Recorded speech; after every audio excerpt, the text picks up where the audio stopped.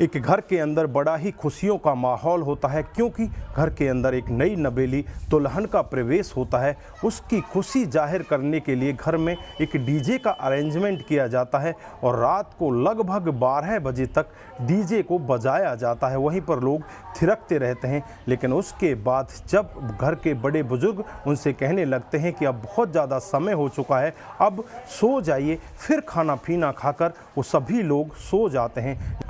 उसके थोड़ी देर बाद ही होता है वहाँ पर इतना बड़ा कांड कि परिवार के 5 लोगों की जान चली जाती है और जो जान लेने वाला होता है वो खुद अपनी भी जान ले लेता है। दोस्तों, ऐसा आखिरकार वहाँ पर क्या हुआ था जो परिवार के 5 लोगों को मौत के घाट उतार दिया जाता है और जो मारने वाला शख्स होता है वो खुद अपनी भी जान ले लेता है।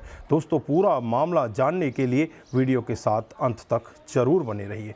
नमस्कार, जय हिंद। आप देख रहे हैं APH न्यूज़ राहुल रावत के साथ। तो दोस्तों, आज की जो हकीकत की घटना आपको बताने जा रहा हूं, उत्तर प्रदेश में मैनपुरी के गोकुलपुर गांव की हकीकत की घटना है। यहां पर सुभाष यादव नाम का एक व्यक्ति, जिसकी उम्र 70 साल होती है, वो अपनी पत्नी और अपने 3 बच्चों के साथ बड़े ही अच्छे से रहा करता है। बड़े वाले बेटे का नाम होता है शिववीर और जो फोटो स्टेट की दुकान किया करता है, उसकी शादी हो जाती है। उसकी पत्नी का नाम डॉली होता है और इनका एक छोटा सा बच्चा भी होता है। इससे जो छोटे वाला बेटा होता है उसका नाम होता है सोनू, जो राजस्थान के एक प्राइवेट कंपनी में कामकाज किया करता है। और इन सब से एक छोटा और लड़का होता है जिसका नाम भुल्लन होता है। अब जो शिववीर है उसकी शादी हो जाती है, वो अपने कामकाज में लग जाता है और जो छोटे वाला बेटा होता है सोनू, उसके लिए भी घर वालों को लगने लगता है कि क्यों ना अब इसकी शादी कर दी जाए। उसके लिए लड़की की तलाश में लग जाते हैं। इधर सोनू के साथ ही एक व्यक्ति काम किया करता है जो सोनू से उम्र में कम से कम 20 साल बड़ा होता है, लेकिन सोनू के साथ उसकी दोस्ती होती है। सोनू के हाव व्यवहार देखकर उसे वो पसंद आ जाता है और एक दिन उससे अपने मन की बात कह देता है और उससे कहता है कि बेटा, मैं अपनी बेटी सोनी की तुम्हारे साथ शादी करना चाहता हूँ, क्या तुम इस सब के लिए राजी हो? सोनू भी तैयार हो जाता है, अपने घर वालों को इस सब के बारे में बता देता है। घर वाले भी खुश हो जाते हैं, लड़की को देख लिया जाता है। देखने के बाद शादी तय कर दी जाती है। 22 जून 2023 को शादी तय कर दी जाती है और 22 जून को ही बारात लेकर सोनू के घर पहुंच जाता है और वहां से अपनी दुल्हन को लेकर शाम को अपने घर पर आ जाते हैं। घर पर डीजे का अरेंजमेंट होता है, डीजे बजाया जाता है। रात को करीब 12 बजे तक डीजे का आनंद ले रहे होते हैं। अड़ोसी पड़ोसी भी बहुत ज़्यादा खुश होते हैं। जब रात को 12 बज जाते हैं, जो इस घर का मुखिया होता है सुभाष यादव, वो अपने बच्चों से कहता है कि बेटा, अब रात को 12 बज चुके हैं, अब इस डीजे को बंद कर दो और खाना पीना खाकर तुम सो जाओ। उसके बाद सभी लोग खाना पीना खाकर सोने लगते हैं।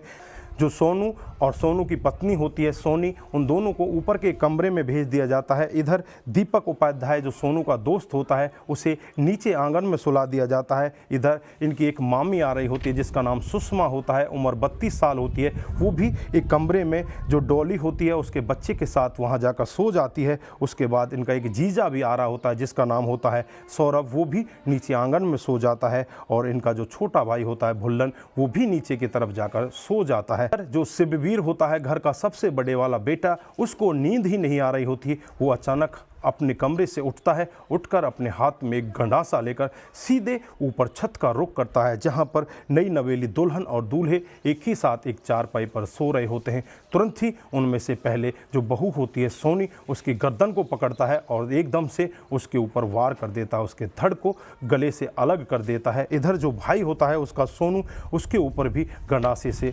लगातार वार किए जाते हैं, उसे भी वहीं पर मौत की नींद सुला दिया जाता है। उसके बाद जो नीचे आता है उसे मिलता है जो इसका दोस्त सोनू का, उसका नाम होता है दीपक, उसके ऊपर गंडासे से ताबड़तोड़ वार किए जाते हैं, उसे भी मौत के घाट उतार दिया जाता है। उसके बाद आगे जो सौरभ होता है वो मिलता है, उसके ऊपर भी गंडासे से ताबड़तोड़ वार किए जाते हैं, उसे भी वहीं पर मौत की नींद सुला दिया जाता है। उसके बाद इसका छोटा भाई होता है जिसका नाम होता है भुल्लन, उसके ऊपर भी लगातार गंडासे से वार किए जाते हैं, उसे भी वहीं पर मौत की नींद सुला दिया जाता है। तब लगभग सुबह के 4 बज जाते हैं और 4 बजे फिर वो अपनी पत्नी के कमरे में जाता है। वहाँ पर उसकी मामी होती है, अपनी मामी के ऊपर भी गंडासे से वार करता है, लेकिन मामी किसी तरह से बच जाती है। अपनी पत्नी के ऊपर भी वार करना चाहता है, लेकिन पत्नी भी वहाँ से भाग खड़ी होती है। इधर जो इसका पिता होता है सुभाष यादव, वो भी भागकर वहाँ आने की कोशिश करता है, तो उसके ऊपर भी वार किया जाता है, उसे भी चोट लग जाती हैं। उसके बाद ये वहाँ से भागने लगता है। गांव के और भी लोग वहाँ पर इकट्ठा हो जाते हैं। भागते हुए घर के अंदर जाता है, घर के अंदर से एक पिस्टल निकाल कर लेकर आता है और घर के दरवाजे की पिछली तरफ जाकर अपने सिर के ऊपर उस बंदूक को तान देता है और अपने ऊपर भी गोली चला देता है। वहीं पर ये खुद भी ढेर हो जाता है। गाँव के लोग इस वाकया को सुनते हैं, दौड़ते हुए उसी घर का रुख करते हैं कि ये तो शादी का घर था, इसमें अचानक 6 मौतें कैसे हो जाती हैं। तुरंत ही नज़दीकी पुलिस स्टेशन में खबर की जाती है।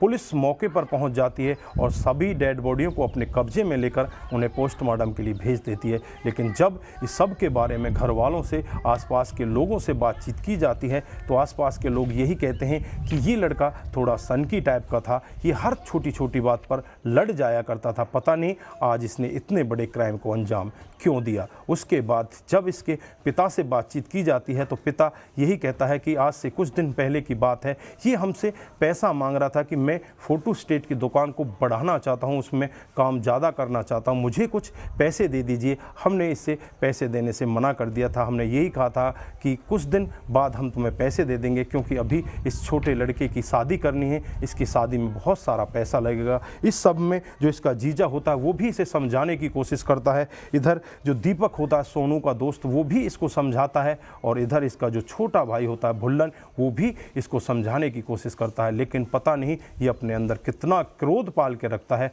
और इस क्रोध का बदला लेने के लिए ये इतने बड़े क्राइम को अंजाम दे डालता है। इधर जो इनकी मामी होती है उससे भी पूछताछ की जाती है, तो मामी कहती है कि शाम को ये एक कोल्ड ड्रिंक लेकर आया था, पता नहीं कोल्ड ड्रिंक के अंदर इसने क्या मिला रखा था। जब मैंने उसको पी कर देखा तो उसमें से कुछ स्मेल मुझे अलग तरीके की आने लगी। मैंने एक घूंट पी, उसके बाद मैंने पिया ही नहीं। शायद इसने उसमें कुछ नशीला पदार्थ मिलाया था, जिससे कि सभी लोग बेचैन अवस्था में सो गए, और जिससे इन सबको ही बड़ी बेरहमी के साथ इसने मौत के घाट उतार दिया। दोस्तों, जब ये पूरा मामला आसपास के लोगों के पास पहुंचता है, तो आसपास के लोगों की रूह भी कांपने लगती है कि एक शादी का घर जिसमें बड़ी खुशियों का माहौल था, अचानक वो मातम में बदल जाता है। घर का एक बड़े वाला बेटा पूरे परिवार को इस तरह से नष्ट कर देता है। तो दोस्तों, इसके पीछे काफ़ी सारी वजह का अनुमान लगाया जा रहा है कि वो लड़का सनकी था, वो लड़का इस तरह से पागल था। कुछ लोग तो यहाँ तक कह रहे हैं कि इनके घर में कुछ अवैध संबंध थे, शायद इस